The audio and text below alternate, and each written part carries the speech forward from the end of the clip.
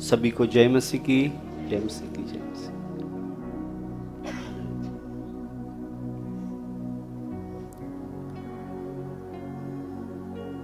आइए हम आज के वचन की ओर ध्यान लगाएं। प्रभु ने जो हमें वचन दिया है उसको ध्यान पूर्वक हम सीखें।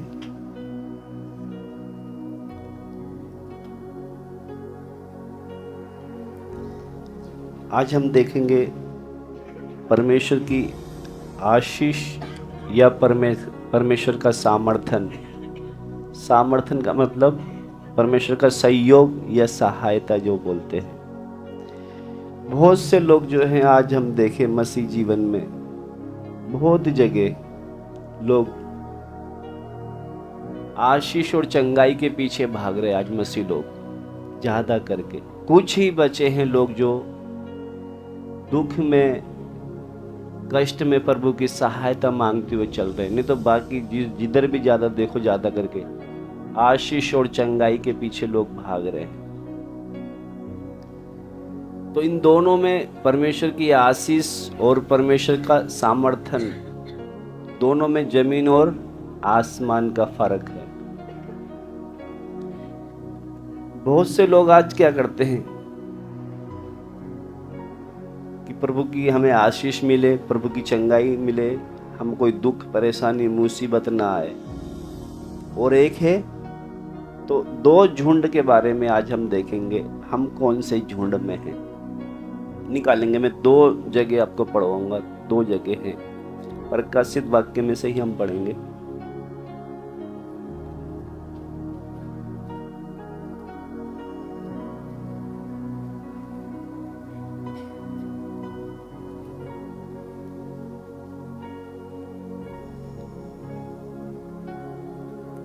निकालेंगे उसका प्रकाशित वाक्य 14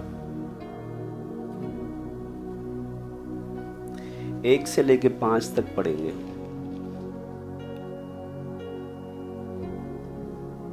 फिर मैंने दृष्टि की और देखो, वह मेम्ना सिय्योन पहाड़ पर खड़ा है और उसके साथ 1,44,000 जन है, जिनके माथे पर उसका और उसके पिता का नाम लिखा हुआ है।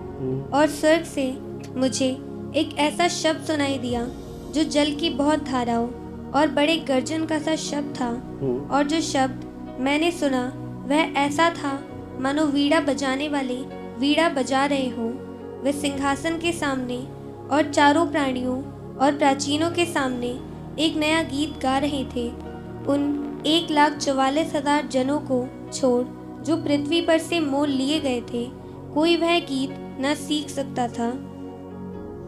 ये वह हैं जो स्त्रियों के साथ अशुद्ध नहीं हुए। हाँ, ये वो हैं जो स्त्री के साथ अशुद्ध नहीं हुए पर कुंवारे हैं। ये वह ही हैं कि जहाँ कहीं मेम्ना जाता है वह उसके पीछे हो लेते हैं। ध्यान से सुनना तभी समझ में आएगा। यहाँ पर हम पढ़ते हैं, जहाँ कहीं मेम्ना जाता है वह उसके पीछे हो लेते हैं। ये तो परमेश्वर के निमित्त पहले फल होने के लिए मनुष्यों में से मोल लिए गए हैं। हाँ, उनके मुंह से कभी झूठ ना निकला था, वे निर्दोष हैं। उनके मुंह से कभी झूठ नहीं निकला, वो निर्दोष है। और मेमना जहाँ कहीं जाता था उसके पीछे पीछे जाते थे। ये कितनी लोगों की, इनकी गिनती कितनी है? 1,44,000। अब दो जगह का अंतर देखना है आपको। 1,44,000 है जो करोड़ों और अरबों लोगों के बीच में, इतनी दुनिया को जब देखें कितने लोग हैं, उनके बीच में से कितने हैं? 1,44,000। एक झुंड तो ये है। अब एक दूसरा झुंड निकालेंगे 7, प्रकाशित वाक्य 7।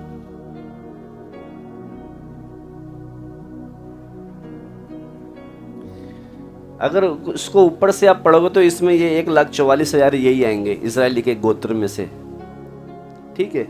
मगर आप जहाँ पर ये मैंने आपको जो अभी पढ़वाया था, अब इसी को अगर देखें तो ये 7 का 9 पढ़े, एक दूसरा झुंड भी है। इसके बाद मैंने दृष्टि की और देखो, हर एक जाति और कुल और लोग और भाषा में से एक ऐसी बड़ी भीड़ जिसे कोई गिन नहीं सकता था। एक ऐसी बड़ी भीड़ जिसको कोई गिन नहीं सकता। एक वो था जिसमें 1,44,000 थे, और जब कहता मैंने दूसरी जब दृष्टि देखी तो इतनी बड़ी भीड़ जो कोई गिन नहीं सकता था। हाँ, श्वेत वस्त्र पहने और अपने हाथों में खजूर की डालियां। ये जो भीड़ है ये श्वेत वस्त्र पहने हैं, हाथ में खजूर की डालियां हैं, लिए हुए सिंहासन के सामने और मेमने के सामने खड़ी है। हाँ और बड़े शब्द से पुकार कर कहती है, हाँ उद्धार के लिए हमारे परमेश्वर का जो सिंहासन पर बैठा है और मेमने का जय जयकार हो। हाँ, उद्धार के लिए क्या कर रहे हैं? परमेश्वर की जय जयकार कर रहे हैं। एक झुंड ये है। आगे 11। और सारे स्वर्गदूत उस सिंहासन और प्राचीनों और चारों प्राणियों के चारों ओर खड़े हैं। फिर वह सिंहासन के सामने मुंह के बल गिर पड़े और परमेश्वर को दंडवत करके कहा, हाँ, आमीन। हमारे परमेश्वर की स्तुति, हमारे परमेश्वर की स्तुति और महिमा महिमा, और ज्ञान, हाँ, और धन्यवाद और आदर और सामर्थ्य और शक्ति युगानुयुग बनी रहे। हाँ, आमीन। आगे आगे। इस पर प्राचीनों में से एक ने मुझसे कहा, ये श्वेत वस्त्र पहने हुए कौन है? इधर ध्यान से सुनना। एक प्राचीन ने कहा, ये सफेद वस्त्र पहने हुए कौन है? आगे। और कहाँ से आए हैं? ये कहाँ से आए? ये सफेद वस्त्र पहने कौन है और कहाँ से आए? ये जो बता रहे, ध्यान रखना। एक झुंड कौन सा है? 1,44,000। एक झुंड ऐसा है जिसको कोई गिन नहीं सकता, क्योंकि यहाँ पर जब देखेंगे तो करोड़ों अरबों लोग हैं यहाँ पर, उसमें से 1,44,000 है, और एक झुंड वो है जिसको कोई गिन नहीं सकता। तो जिसको कोई गिन नहीं सकता, यहाँ पर हम जो पढ़ रहे हैं, दोबारा पढ़े बेटा ये 13। इस पर प्राचीनों में से एक ने मुझसे कहा, ये श्वेत वस्त्र पहने हुए कौन है और कहाँ से आए हैं? हाँ, मैंने उससे कहा, हे स्वामी, तू ही जानता है। हाँ, तू ही जानता। यानी कि जो पूछ रहा था ये कौन है, तो कहता है स्वामी, ये तो तू ही जानता है। हाँ। उसने मुझसे कहा, ये वह हैं जो उस महाक्लेश में से निकलकर आए हैं। ये वो हैं जो उस महान कलेश में से निकलकर आए हैं। जो महान कलेश में से निकल के आए हैं वो कितने हैं? जिनको कोई गिन नहीं सकता। ये कहाँ से आए? ये महाकलेश में से। आगे। इन्होंने अपने अपने वस्त्र मेमने के लहू में धोकर श्वेत किए हैं। इन्होंने अपने अपने वस्त्र जो है मेमने के लहू से धोकर शुद्ध किए हैं। कहने का मतलब दो झुंड है। दो झुंड का मतलब एक झुंड ऐसा है जो सिर्फ चंगाई और आशीष के लिए है, एक है जो बड़े कलेश में होकर भी उसकी मर्जी को पूरा करना है। कहने का मेरा मतलब आपको स्टार्टिंग में अगर आपको समझ में आए तो, एक झुंड ऐसा है जो प्रभु की आशीष और चंगाई के पीछे भाग रहा है, और एक है कलेश में होते हुए, दुख में होते उसकी मर्जी को पूरा कर रहा है। समझ में आया? अभी दो झुंड कौन कौन से हैं? हाँ, आज ज्यादा करके देखे तो लोग कहाँ भाग रहे? आशीष और चंगाई के पीछे। क्योंकि इधर जब देखिए दो झुंड को, जब इसका अच्छी तरह हम आज इसको समझेंगे, प्रभु की आत्मा हमको सिखाए। ज्यादा करके विश्वासी आज परमेश्वर की आशीष से ही संतुष्ट हैं। किससे? उसकी आशीष। आशीष का मतलब, आशीष क्या है? भौतिक आशीष। भौतिक का मतलब संसार से संबंधित, हमारे खाने पीने पहनने और सुख आराम के लिए। आज का समय अगर देखें तो ज्यादा करके विश्वासी अपने स्वयं पर केंद्रित है। स्वयं पर केंद्रित का मतलब सिर्फ अपने हित के लिए, अपने लाभ के लिए, अपने फायदे के लिए ही भाग दौड़ करता है। बाहर के लोग तो अपने लिए जी रहे हैं, मगर मसीह लोग भी आज भी सिर्फ अपने लिए, मेरे लिए, मेरा फायदा हो जाए, मेरा ये हो जाए, मेरा वो हो जाए, बस अपने लिए। कहने का मतलब मेरा शरीर अच्छा रहे, कोई बीमारी नहीं आए, कोई दिक्कत ना आए, इसलिए प्रभु के पीछे चल रहे हैं, प्रभु की आशीष बरकत बनी रहे। मगर एक जो है वो तो पढ़ेंगे हम, वचन आपको पढ़वाऊंगा मैं, निकाल लें। रोमियो नहीं, माफ करना, 2 कुरिन्थियों 5 का 15 पढ़ेंगे हम। 2 कुरिन्थियों 5 का 15। और वह इस निमित्त सबके लिए मरा कि जो जीवित हैं वह आगे को अपने लिए ना जिए, परंतु उसके लिए जो उनके लिए मरा और फिर जी उठा।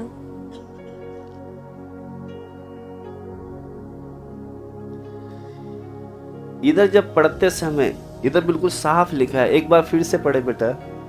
और वह इस निमित्त सबके लिए मरा कि जो जीवित हैं वह आगे को अपने लिए ना जिए, परंतु उसके लिए जो उनके लिए मरा और फिर जी उठा। हाँ, इधर बिल्कुल साफ लिखा। मेरा आपको बताने का मतलब, आज भी बहुत से लोग सिर्फ किसके लिए, स्वयं पर केंद्रित है। यीशु को मानते, उसके पीछे चलते, फिर भी आज भी सिर्फ अपने हित में, अपने बारे में, अपनी ज़रूरतों पर ध्यान देंगे, अपने बारे में ही ध्यान देंगे, दूसरे के बारे में कुछ लेना देना नहीं। मगर यहाँ वचन कहता है वह इस निमित्त सबके लिए मरा। वे इस निमित्त सबके लिए मरा कि जो जीवित है वो आगे को अपने लिए ना जिए। बिल्कुल वचन साफ कहता है, बिल्कुल इसमें कोई भी फेर बदलाव नहीं है। वो किसके लिए मरा? सबके लिए मरा। आगे कि जो जीवित हैं वह आगे को अपने लिए ना जिए, जो जीवित है वो आगे को अपने लिए ना जिए। इसका मतलब क्या है? मसीह में आने के बाद भी लोग अपने लिए जी रहे। आज समझ में आ रहा है?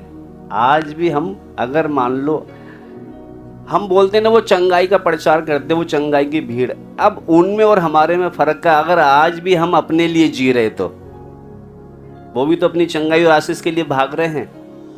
अगर आज हम भी, उन पर तो हम उंगली उठा देते हैं, अगर आज हम भी अपने लिए जी रहे तो उनमें और हमारे में कोई फर्क नहीं है। वचन क्या कहता है?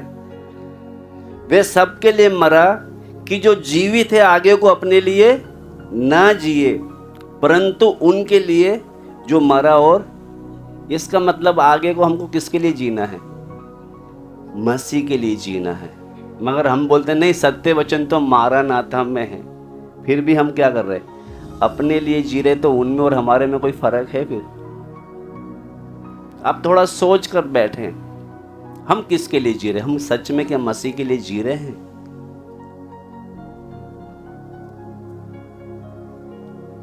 थोड़ा सोच कर बताए, हम कौन से झुंड में आते हैं? कलेश में होकर, क्योंकि देखो उसने दुख उठा उठा कर भी आज्ञा माननी सीखी। किसने? यीशु मसीह। उसी के तो पद चिन्हों पे हम चल रहे हैं। हम कौन से झुंड में आते हैं? इधर जब बिल्कुल साफ साफ वचन बोलता है, अगर आज भी हम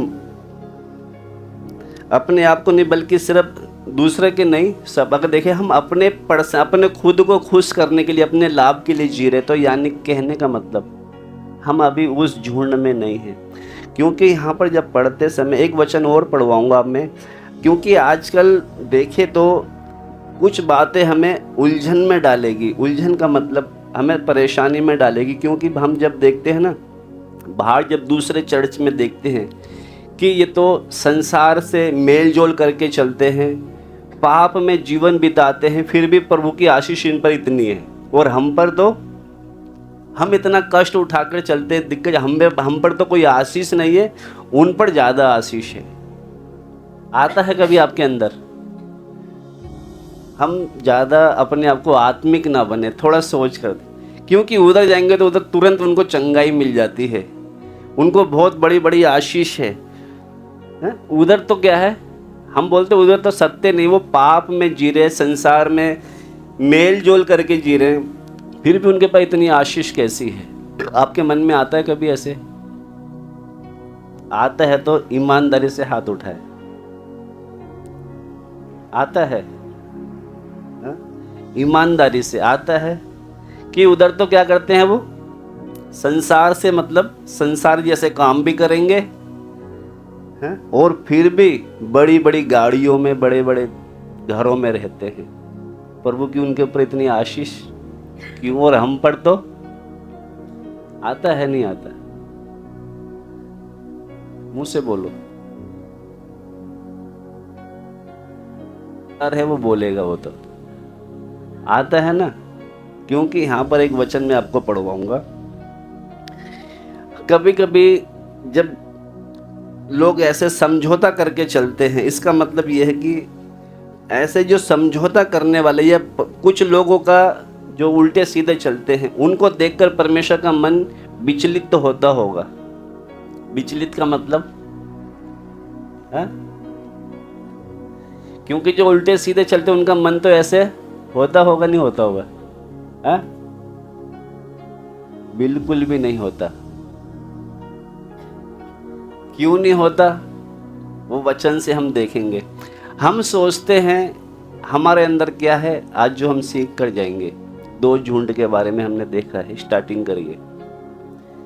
हम 2 झुंड देख रहे हैं। 14 में पढ़ोगे और 7 में पढ़ोगे तो वो 2 झुंड अंतर क्या नजर आ रहे हैं। एक है 1,44,000 और एक है बड़ी भीड़ जिसको कोई गिन नहीं सकता। तो बड़ी भीड़ जो है बड़े कलेश में से होकर आ रही है। तो मैंने आपको ये, हमारा विषय ये है, टाइटल हमारा ये है, एक है आशीष के पीछे भाग रहे हैं और एक है परमेश्वर के सामर्थ्य, यानी कि उसकी मदद चाहिए, उसको सहायता चाहिए, उसका सहयोग चाहिए। और एक वो है जिसको सहयोग नहीं चाहिए, उसको आशीष चाहिए। ये 2 झुंड का ध्यान रखना। हमारा विषय ये है। जैसे दिक्कत आ गई, प्रभु मुझे आपकी मदद चाहिए। मगर एक झुंड वो है, प्रभु तेरी मदद नहीं चाहिए, मुझे तेरी आशीष चाहिए, तेरी चंगाई चाहिए। विषय समझ में आया है? जैसे मैंने बताया, यहाँ पर जब हम पढ़ते हैं, बहुत से लोग आज जो है सोचते तो होंगे ये उल्टे सीधे चलते हैं, संसार से मेल मिला, फिर भी इनके ऊपर प्रभु की क्या है? आशीष है। हम इतना दिक्कत में चलते, हम इतने परेशान चलते, फिर भी हमारे पे इतनी आशीष, जबकि प्रभु के वचन को मान के चलते, फिर भी इतने कलेश क्यों, इतनी दिक्कत क्यों? समझ में आ रहा है विषय?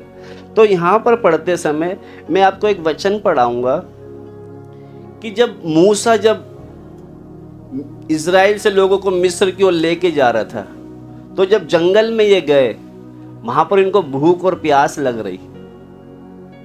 क्या लग रही वहां पे? और बुड़बुड़ा रहा ये मूसा के हारून के ऊपर कि इससे अच्छे तो हम उधर ही थे।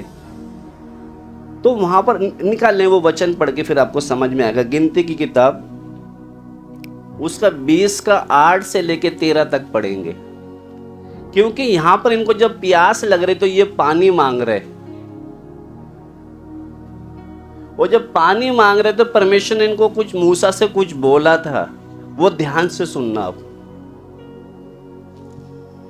उस लाठी को ले और तू अपने भाई हारून समेत मंडली को इकट्ठा करके उनके देखते उस चट्टान से बातें कर। इधर ध्यान से सुनना। परमेश्वर क्या कह रहा है? लाठी ले, अपने भाई हारून को साथ में ले और मंडली को इकट्ठा करके उनके देखते चट्टान से बातें कर। इधर बिल्कुल साफ लिखा है। परमेश्वर क्या कह रहे हैं? चट्टान से क्या करनी है? बातें कर। आगे, तब वह अपना जल देगी। वो क्या करेगी? तू बातें करना, वो तुझे क्या देगी? जल देगी। आगे, इस प्रकार से तू चट्टान में से उनके लिए जल निकालकर मंडली के लोगों और उनके पशुओं को पिला। हाँ, यहोवा की इस आज्ञा के अनुसार मूसा ने उसके सामने से लाठी को ले लिया। मूसा और हारून ने मंडली को उस चट्टान के सामने इकट्ठा किया। तब मूसा ने उससे कहा, हे दंगा करने वालों, सुनो, क्या हमको इस चट्टान में से तुम्हारे लिए जल निकालना होगा? हाँ। तब मूसा ने हाथ उठाकर लाठी चट्टान पर 2 बार मारी और उसमें से बहुत पानी फूट निकला। अब इधर रुक जाए। कुछ समझ में आया आपको? परमेश्वर ने बोला था चट्टान से क्या करनी है? बात करनी है। मगर ये क्या कर रहा है? मार रहा है। अब ध्यान से सुनना। ये आज्ञा को क्या कर रहा है? तोड़ रहा है। फिर भी मूसा को नहीं देख रहा है परमेश्वर। किसको देख रहा है? मंडली को देख रहा है। ये भूखे प्यासे हैं, फिर भी क्या कर रहे हैं? उनको पानी पिला रहे हैं। मेरा आपका बताने का मतलब, इतनी आयत पढ़ाने का मतलब, आज बहुत से चर्च चला रहे हैं सेवक, उनमें कमियां हैं, मगर इजरायली जो जैसे इजरायलियों को पानी पिला रहा था उसी तरह आज बहुत से लोगों को उद्धार और चंगाई परमेश्वर दे रहा है। इधर क्या है, हमारा परमेश्वर ऐसे है। ये मूसा क्या गलती कर रहा है, बोला था चट्टान पे क्या करना है, बातें करना है, मगर इसने मारा फिर भी क्या कर रहा है, चट्टान क्या कर रहा है, मैं इसकी गलती के कारण इतने लोगों को प्यास से नहीं मारूंगा। आज बहुत से जगह हम सोचते इनको इतनी चंगाई क्यों मिलती है, इनको इतनी जरूरतें पूरी क्यों हो रही है। समझ में आया आपको? क्योंकि हमारा परमेश्वर, जब हम अगर इसको सही से देखेंगे तो इसको बेटा पूरा पढ़ ले पहले, हम तब मूसा 13 तक पढ़ेंगे हम। तब मूसा ने हाथ उठाकर लाठी चट्टान पर 2 बार मारी, हाँ और उसमें से बहुत पानी फूट निकला, हाँ और मंडली के लोग अपने पशुओं समेत पीने लगे। हाँ। परंतु मूसा और हारून से यहोवा ने कहा, तुमने जो मुझ पर विश्वास नहीं किया, जो मुझ पर विश्वास नहीं किया, विश्वास क्या नहीं किया, तुझे बात करने के लिए बोला था मगर तूने क्या करा, 2 बार मारा। आगे, और मुझे इजरायलियों की दृष्टि में पवित्र नहीं ठहराया। आगे, इसलिए तुम इस मंडली को उस देश में पहुंचाने ना पाओगे। तुम इस मंडली को उस देश में पहुंचाने, कहने का मतलब प्यासे थे 20 लाख लोग, करीब ऐसे बहुत लोग थे, पानी पिलाया, मगर तूने जो गलती करी है, तुम मंडली को उधर पहुंचा नहीं पाएगा, तू भी नहीं जाएगा ना लेके भी नहीं जाएगा, मगर जरूरत उनकी अभी जो है मैं पूरी करूंगा। समझ में आपको आ रहा है? कुछ हमारे अंदर कभी कभी आता होगा, ये संसार से मेल जोल करके चल रहे, उल्टे सीधे चल रहे, फिर भी इनकी जरूरत पूरी परमेश्वर कर रहा है। मेरा आपको बताने का मतलब, क्योंकि इधर जब आपको मालूम होगा, जब हम मत्ती में पढ़ेंगे 5:45 में, वो भले बुरे दोनों पर अपनी मैं बरसाता है। समझ में आपको आ रहा है? तो इधर जब हम पढ़ते समय, इधर को जब आप पूरा जब इसको सही से पढ़ोगे बच्चों, क्योंकि इधर जब हम 2 झुंड जो जब हम देख रहे हैं, इसमें से हम क्या सीखेंगे, थोड़ा सा मैं आपको और पढ़वाऊंगा। निकाल ले बेटा इब्रानियों,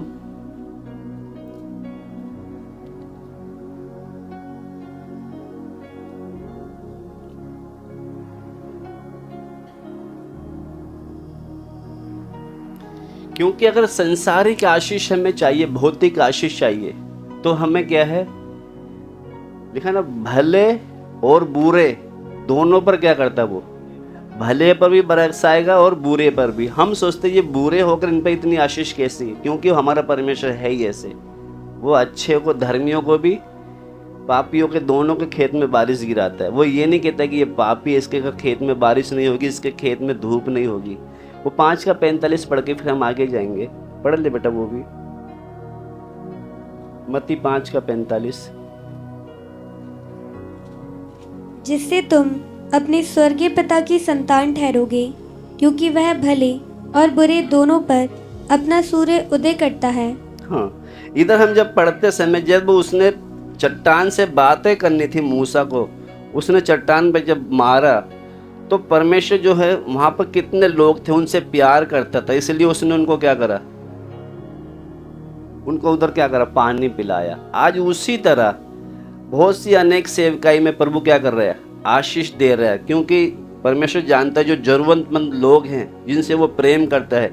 आज बहुत से लोगों को वो चंगाई भी दे रहा है, उद्धार भी दे रहा है, उनकी जरूरतों को क्या कर रहा है, वो पूरा कर रहा है। जैसे इधर क्या करा, इनकी पानी पिलाया इनको। आप देखना, एक बात का ध्यान रखना, आप इधर इजरायलियों गलती करके चल रहे हैं, फिर भी इनको खाना खिला रहा है, पानी पिला रहा है, आग का खम्मा बन के, बादल खम्मा बन के उनके साथ साथ भी चल रहा है। आज बहुत से लोग ऐसे ही हैं जिनके साथ परमेश्वर क्या कर रहा है, खाना भी खिला रहा है, कपड़े भी, गाड़ी घोड़ा सब अच्छा दे के चला रहा है। मगर इधर जब पढ़ते, निकाल ले बेटा वो इब्रानियों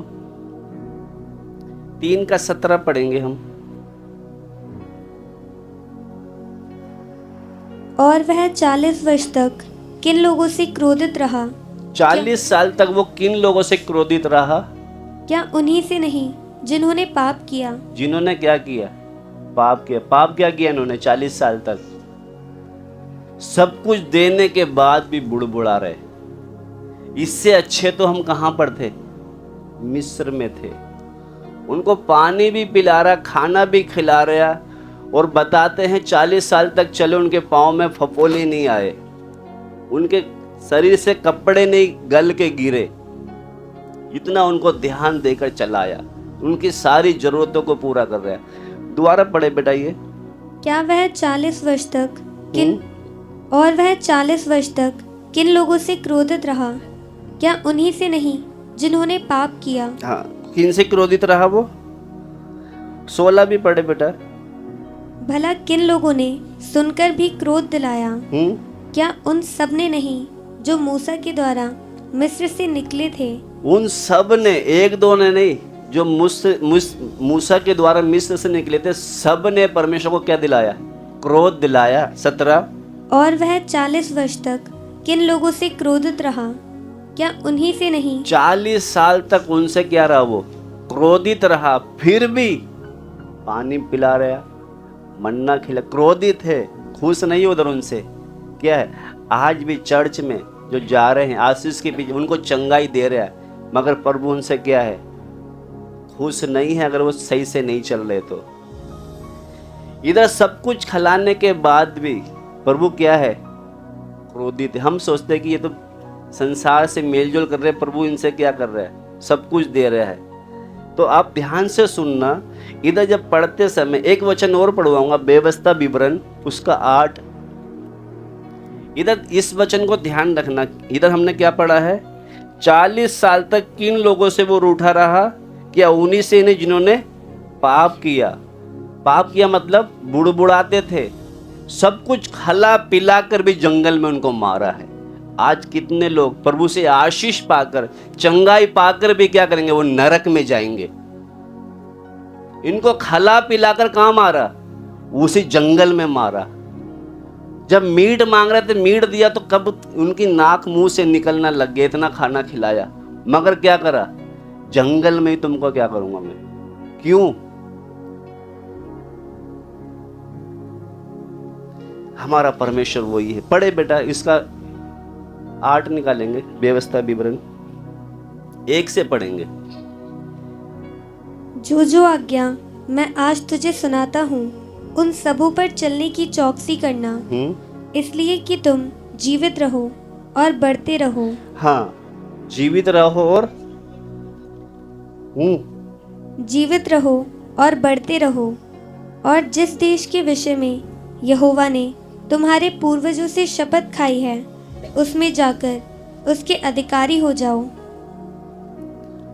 और स्मरण रख कि तेरा परमेश्वर, ये 2 पे ध्यान रखना, और स्मरण रखना कि तेरा परमेश्वर यहोवा उन 40 वर्षों में तुझे सारे जंगल के मार्ग में से इसलिए ले आया है कि वह तुझे नम्र बनाए। इधर रुक जाए।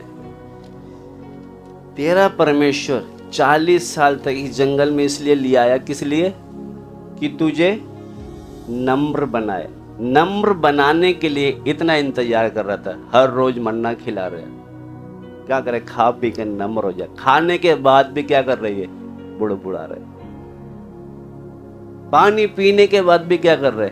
कि अब तो नम्र बन जाओ, कि देखो प्रभु तूने हमको जंगल में खिला रहा है, प्रभु तेरा धन्यवाद। फिर भी क्या कर रहे?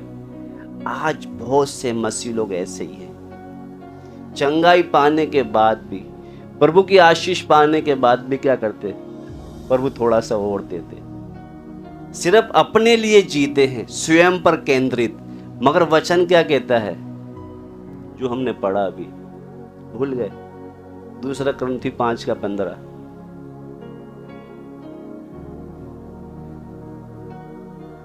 हम अपने लिए ना जिए, किसके लिए जिए? उसके लिए। आज बहुत से लोग आज भी अपने लिए जी रहे। समझ में आपको आ रहा है? इधर जब पढ़ते समय 2 बेटा दोबारा पढ़े 8 का। और स्मरण रख कि तेरा परमेश्वर यहोवा उन 40 वर्षों में तुझे सारे जंगल के मार्ग में से इसलिए ले आया है कि वह तुझे नम्र बनाए, और तेरी परीक्षा करके यह जान ले कि तेरे मन में क्या क्या है, ये जान ले कि तेरे मन में क्या क्या है। खला पिला कर देखता हूँ कि इनके मन में क्या क्या है। जब देख लिया कि ज्यादा, ये तो ज्यादा खाने पीने के बाद भी बुड़बुड़ा रहे, उधर लाशें बिछा दी। खाने पीने के बाद भी क्या कर रहे, बुड़बुड़ा रहे। क्या कर दी? जिसने अपने बलवंत हाथ से निकाल के लाया था वही उनका शत्रु बन गया। क्योंकि ये सिर्फ क्या है, खाने पीने के बाद भी क्या कर रहे, बुड़बुड़ा रहे। आज बहुत से मसीह लोग बिल्कुल ऐसे इजरायलियों की तरह ही है, सेम ऐसे ही हैं, इससे भी ज्यादा कट्टर बन गए। इतना होने के बाद भी आज भी अपने लिए जी रहे, आज भी अपने लिए सोचते हैं, अपने लाभ के लिए, अपने फायदे। कहीं ऐसा ना हो इजरायलियों की तरह आपका ढेर हो जाए। इसलिए अभी वो स्वार्थपन छोड़कर अपने लिए नहीं, किसके लिए? यीशु मसीह के लिए जीने के लिए आगे मन बनाए। प्रभु मैं कहाँ दलदल में पड़ा था, प्रभु तूने मुझे वहां से निकाला। हमने जब शुरू में आए थे, प्रभु अब मैं अपने लिए नहीं तेरे लिए जीऊंगा। वो हमारे वायदे कहाँ है आज? एक समय था यहाँ पर हम बिल्कुल टीन पर प्रार्थना चलाते थे। अभी इतना होने के बाद भी हम सोचते और मिल जाए, और बड़ा मिल जाए। यानी कि कहने का मतलब मेरा, इतना होने के बाद भी खुश नहीं है, और मिल जाए सिर्फ मेरे लिए। अभी हम दूसरों को देखें तो उसको तो बेचारे को कुछ मिला भी नहीं। कितना दुख में चल रहा है प्रभु के पीछे, कितना कलेश में चल रहा है। बीमार होने के बाद भी हर दिन प्रभु पर एक विश्वास है, प्रभु तू मुझे चंगाई दे। कितने ऐसे उनको चंगाई नहीं मिली, मर गए उस पर भरोसा करते हुए। कितने ऐसे हैं जो घास के घर में रहते रहते मर गए, दुख सहते सहते मर गए। उनको कोई आशीष नहीं थी, फिर भी चले वो। हमको इतना देने के बाद भी हम बुड़बुड़ा के चलते हैं। यहाँ पर वचन जब हम पढ़ते समय, बेटा दो द्वारा से पढ़े हम। और स्मरण रख कि तेरा परमेश्वर यहोवा उन 40 वर्षों में तुझे सारे जंगल के मार्ग में से इसलिए ले आया है। ये जंगल के मार्ग में से, यानी कि परेशानी में से इसलिए लेकर आया तुझे कि वह तुझे नम्र बनाए। यही था उनका परमेश्वर की योजना कि इनको मैं क्या करूं, ये नम्र बने। ये क्या बने? नम्र बने। प्रभु जो दे रहे उसमें खुश होकर प्रभु की महिमा करते हुए आगे बढ़े। मगर इतना देने के बाद भी क्या कर रही है? बुड़बुड़ा के चल रहे। प्रभु ने क्या करा? उनको सबको क्या करा? लाश से बिछा दी। तो इधर हम खत्म करने जाऊंगा। हम थोड़ा अपने आप को जांच कर देखें। एक झुंड वो था जो कलेश में से होकर निकले, उनकी कोई गिनती नहीं थी। मगर एक झुंड जो है क्या है? 1,44,000। 1,44,000 को जो हम उसको उस गिनती में देखेंगे जो सिर्फ आशीष के पीछे भाग रहे हैं। मगर एक वो है जो कलेश में, इधर कलेश का मतलब, एक वचन और पढ़वाऊंगा मैं आपसे, वो भी पढ़ ले, फिर हम प्रार्थना में जाएंगे।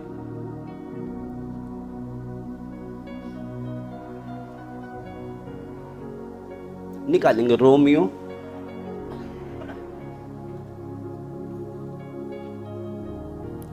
आज बहुत से ऐसे विश्वासी हैं जैसे हमारा प्रभु यीशु मसीह हर समस्याओं में, परीक्षाओं में वो विश्वास योग्य निकला। आज कुछ ऐसे हैं जो हर परीक्षाओं में, हर परेशानी में क्या है? विश्वास योग्य निकलते हैं। तो एक वचन पढ़वाऊंगा मैं आपसे, निकालेंगे रोमियो 15:3 पढ़ेंगे हम। क्योंकि हमारे यीशु ने समस्याओं पर भी जय पाई है। पढ़े उसका वचन। क्योंकि मसीह ने अपने आप को प्रसन्न नहीं किया। हाँ, इधर वचन हम जब पढ़ते समय इस पर ध्यान देना। क्या पढ़ा हमने? क्योंकि मसीह ने अपने आप को प्रसन्न नहीं किया। मसीह ने अपने आप को प्रसन्न नहीं किया। इसका मतलब क्या है? वो कभी भी अपने लिए नहीं जिया, अपने आप को प्रसन्न नहीं किया। वो कभी भी अपने खुशी के लिए नहीं जिया।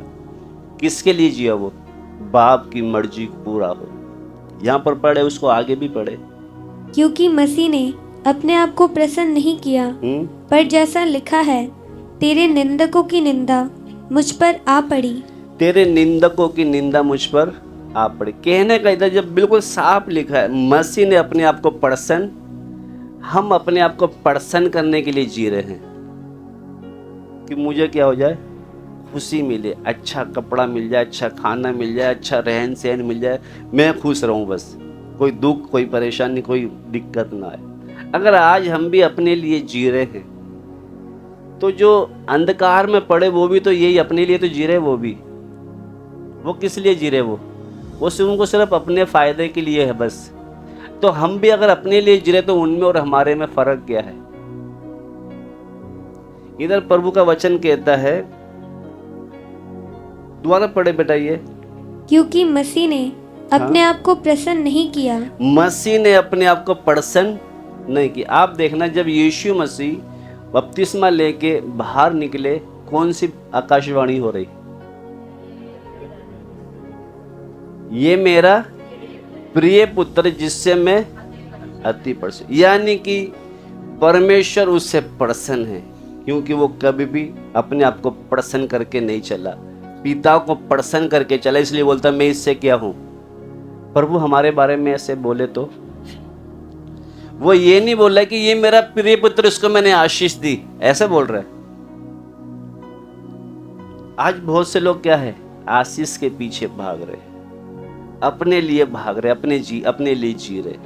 इधर परमेश्वर का वचन कहता है, वहां पर लिखा है, मत्ती में पढ़ोगे तो आप 3:17 में लिखा है, जब बपतिस्मा लेके बाहर आ रहा है, मैं इससे अति प्रसन्न हूं, क्योंकि इसने क्या करा, हर दुख में, हर कलेश में, हर निंदा में, बदनामी में, दुख में इसने हमेशा अपने आप को नहीं, मुझे प्रसन्न करके चला। इसलिए बोलता मैं इससे प्रसन्न हूं, अति प्रसन्न हूं। तो आइए हम थोड़ी आंखें बंद करें।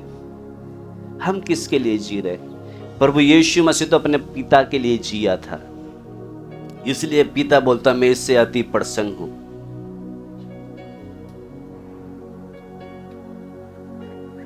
हालेलुया।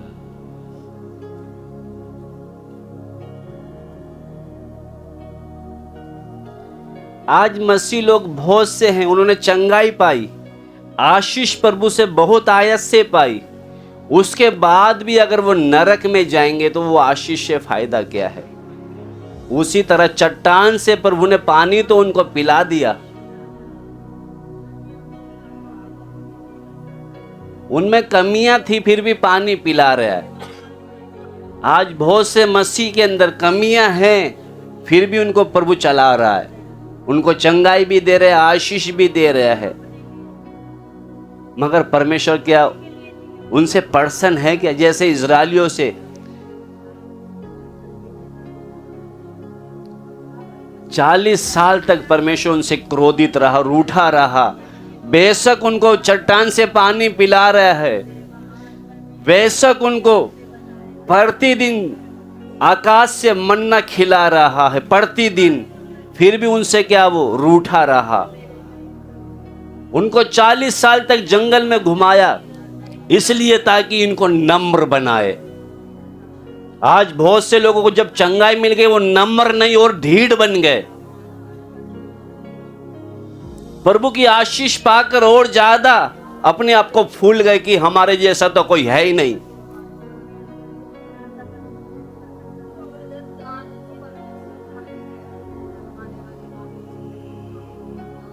वो सोचते हैं कि शायद हमसे परमेश्वर खुश है, वो हमें बहुत आशीष और चंगाई दे रहा है।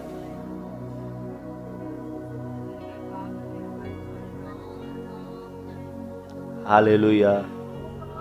कहीं हम आशीष से संतुष्ट तो नहीं हैं?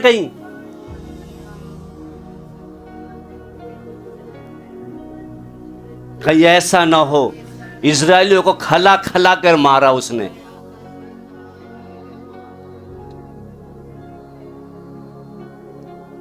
हालेलुया।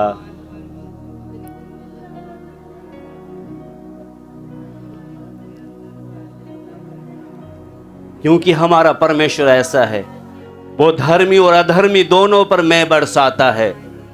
इसलिए हम ये ना सोचे कि प्रभु उनका चाल चलन तो ठीक है ही नहीं, फिर भी तू उनको इतना आशीष दे रहा है। हमारा परमेश्वर भला परमेश्वर है। हम उस बात में ना जाए कि ये वहां तो नाच गाना भी करते हैं, छोटे कपड़े भी पहनते, फिर भी इनके ऊपर इतनी आशीष क्यों? वही परमेश्वर जिसने इजरायलियों को सब कुछ खिलाया मगर उनसे रूठा रहा, उनसे प्रसन्न नहीं है। प्रसन्न किससे है?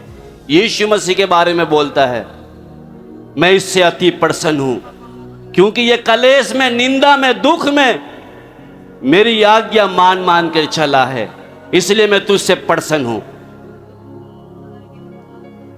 आज हम देखें, हम आशीष पाकर खुश हैं।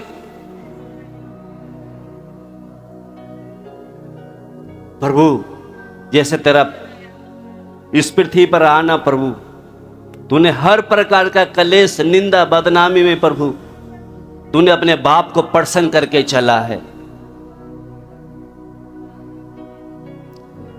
प्रभु आज तक इतनी सच्चाई जानने के बाद में मैं स्वयं पर केंद्रित हूं। मैं अपने बारे में ही सोचता हूं, अपने लाभ में, अपने फायदे में सोचता रहता हूं आज भी। दूसरा कुरिन्थी 5:15 पढ़ के फिर हम प्रार्थना करेंगे।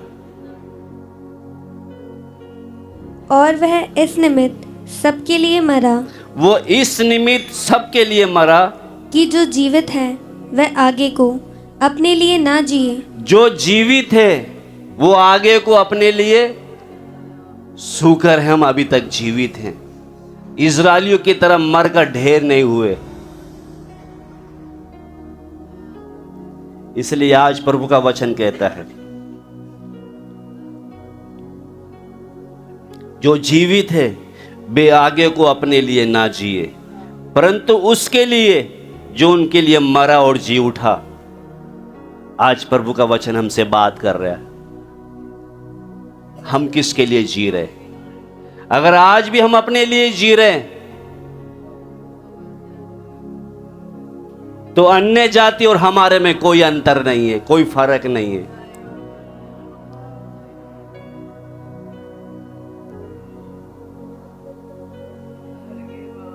हम दूसरे चर्च के लोगों पर उंगली उठाते हैं।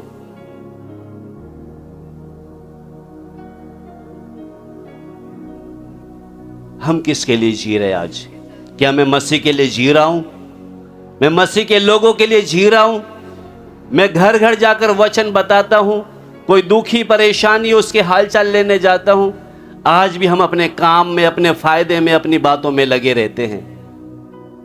रिश्तेदार में जाएंगे तो ज्यादा खर्च कर देंगे, उनके साथ समय ज्यादा खराब कर देंगे, मगर जब विश्वासी की बारी आती है अभी समय नहीं है।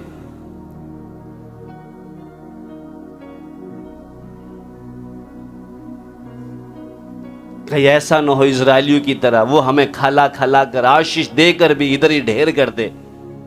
वो जैसे उनसे रूठा रहा, कहीं ऐसा तो नहीं वो हमसे रूठा हुआ तो नहीं है। हम ये गलतफहमी में ना बैठे कि आज हमारे घर में सारी जरूरत पूरी हो रही तो शायद परमेश्वर हमसे खुश है। उनको सब कुछ खिला रहा फिर भी उनसे रूठा हुआ था।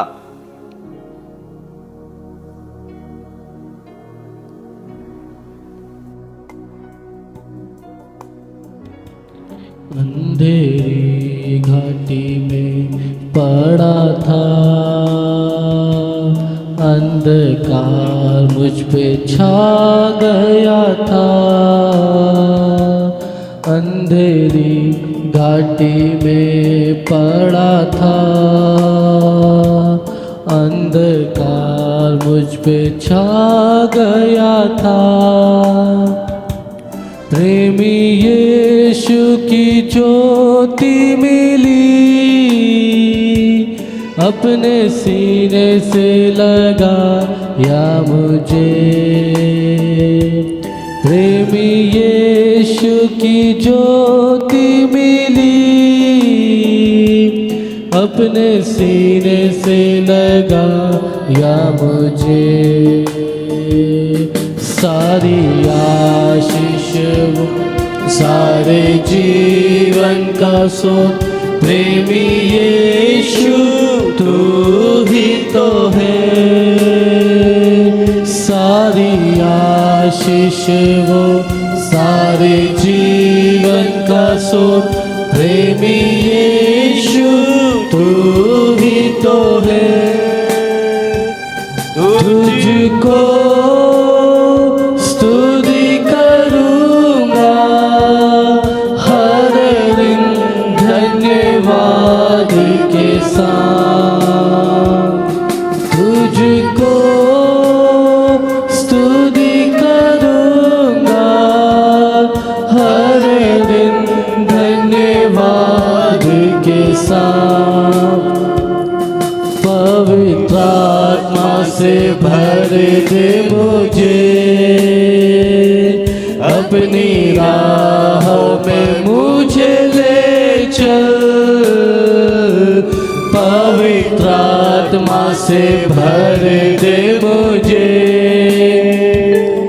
अपनी राह में मुझे प्रभु तेरी आशीष नहीं, तेरी राहों पर मुझे चला। तेरी सेवा को पूरी करने वरदानों से भर दे मुझे। तेरी सेवा को हालेलुया। करने वरदानों से भर दे मुझे। सारी आशीष वो सारे जीवन का स्रोत प्रेमी यीशु तू ही तो है। सारी आशीष प्रभु जी, वो सारे जीवन स्तुति हो। का स्रोत प्रेमी यीशु तू ही तो है। तुझको स्तुति करूँगा हर दिन धन्यवाद। प्रभु तू मुझे दुख में रख, कलेश में रख, तुझको निंदा बदनामी में रख, तुझको स्तुति करूँगा हर दिन धन्यवाद के साथ। अंधेरी घाटी में पड़ा था, अंधकार याद करें हम कहाँ पर पड़े थे। अंधेरी घाटी में पड़ा था, वो हमें नम्र बनाने के लिए अंधकार मुझ पे छा गया था। प्रेमी यीशु की ज्योति मिली, अपने सीने से हालेलुया। लगाया मुझे। स्तुति हो। प्रेमी यीशु की ज्योति हम पापियों को उसने गले से लगाया, अपने सीने से लगाया मुझे।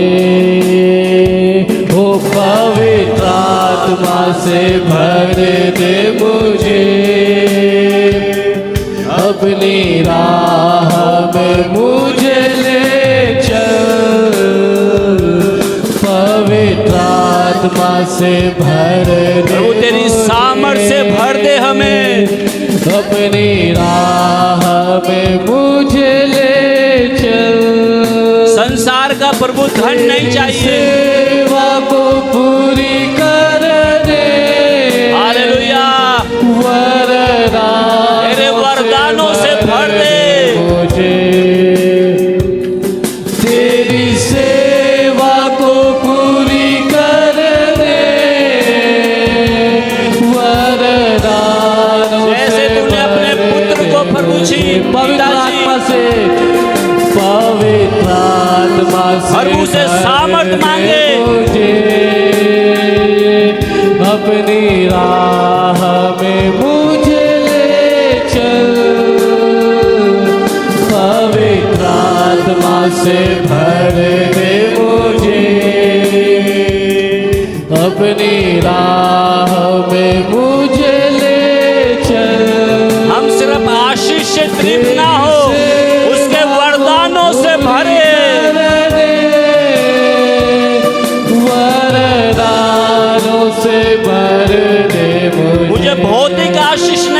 प्रभु, हमें आत्मिक आशीषों से भर दे।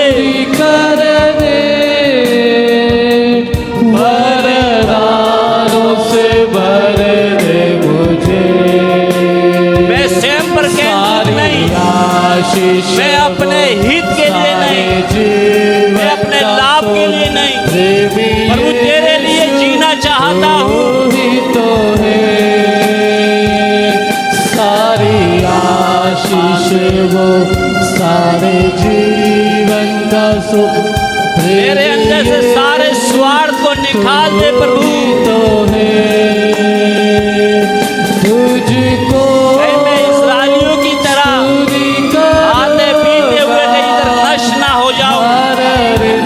धन्यवाद के साथ तुझको स्तुति करूंगा हर दिन, धन्यवाद के साथ। हालेलुया, धन्यवाद हो बाप, स्तुति हो। आमीन आमीन आमीन। धन्यवाद प्रभु जी, हम धन्यवाद देते हैं। जैसे इजरायली लोग परमेश्वर उनके साथ साथ चला, हर दिन उनको मन्ना खिलाया, चट्टान से पानी पिलाया, हर दिन उनके साथ भी रहा, मगर उनसे प्रसन्न नहीं था, वो उनसे रूठा रहा। कहीं ऐसा न हो हम प्रभु की आशीष पाए, और कहीं ऐसा तो नहीं हम आशीष पाने के बाद भी हमारा बाप कहीं हमसे रूठा तो नहीं है। थोड़ी देर हम अपने आप को जांचें, कहीं हम उस आशीषों से प्रसन्न तो नहीं कि प्रभु हमको इतना आशीष, हमारे बिजनेस भी अच्छा कर दिया, घर में सब लोग अच्छे हैं, हम इससे खुश ना हो। हम ये देखें हमारा परमेश्वर हमसे प्रसन्न है या रूठा हुआ है। यीशु मसीह से प्रसन्न था वो, मगर इजरायलियों से रूठा हुआ था वो।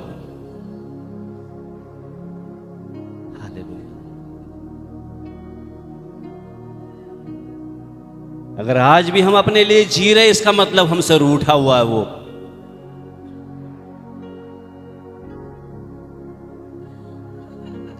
अगर आज भी हम अपने हित के लिए जी रहे हैं, अपने लाभ के लिए जी रहे हैं, यानी कि आज भी हमसे रूठा हुआ है। हम ये खुश ना हो कि हमारा बाप हमारी सारी जरूरत पूरा कर रहा है,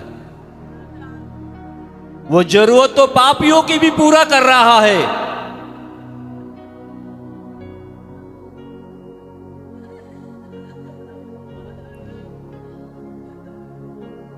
वो पापियों को भी हमसे अच्छा खिला रहा है। हमारा परमेश्वर हमसे प्रसन्न है क्या? प्रभु, चाहे मैं कलेश में हूं, चाहे भूखा हूं, गरीबी में हूं, प्रभु मेरा जीवन तुझे प्रसन्नदायक हो।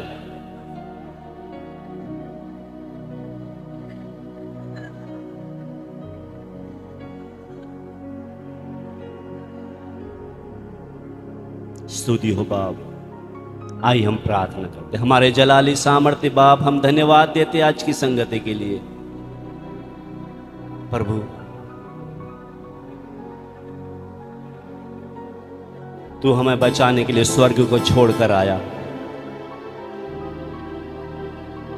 तेरी इतनी आशीषों को अनुभव करने के बाद भी प्रभु, तेरे इतने सत्य वचन को जानने के बाद भी आज भी प्रभु हम एक अन्य जाति की तरह हम अपने लिए जीते हैं।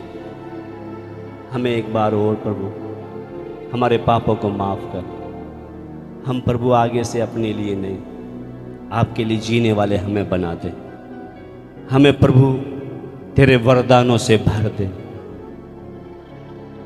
तेरे वरदानों से हमें भर दे प्रभु।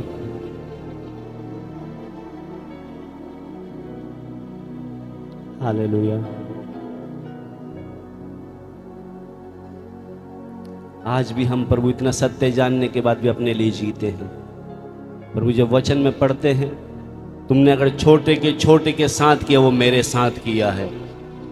जब मैं बंदी गृह में था तुम मुझसे मिलने आए, जब मैं भूखा था मुझे खाना खिलाया। कहता प्रभु मैंने कब ऐसे किया है? कहते तूने अगर छोटे से भी किसी के साथ किया वो मेरे साथ किया है।